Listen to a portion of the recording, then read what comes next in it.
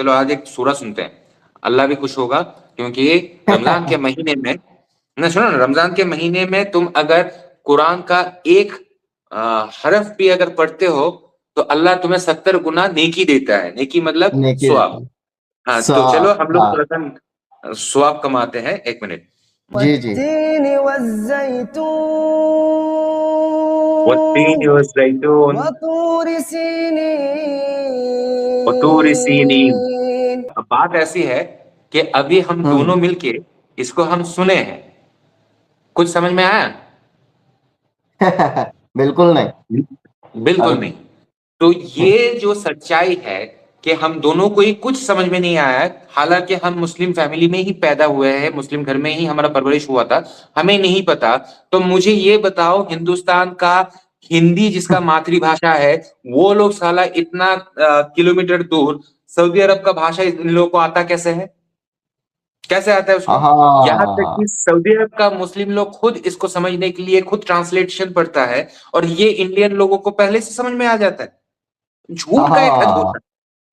سوچ لو کہ ہم نماز پڑھ رہے, لیکن نماز جو پڑھ رہے ہیں اس میں یہ سورہ بھی پڑھ رہے ہیں.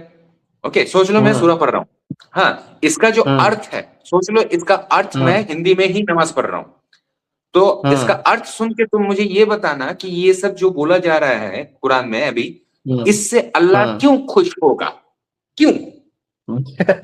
بالکل. شروع اللہ کا نام لے کر جو بڑا مہربان نہایت رحم والا ہے.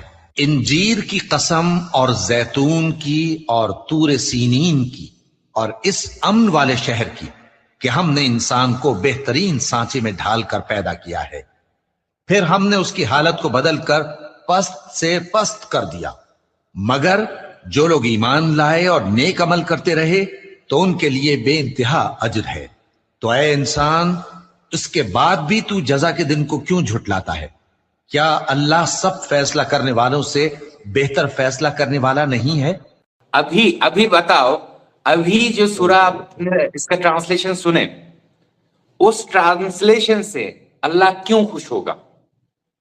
کیوں خوش ہوگا؟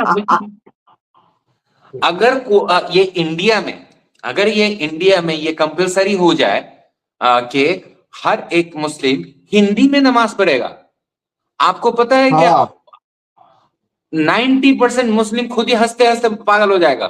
بولے کہ یہ پڑھ رہا تھا, بولے اتنے سالوں سے یہ سب پڑھ رہا تھا, میں گدھا ہوں.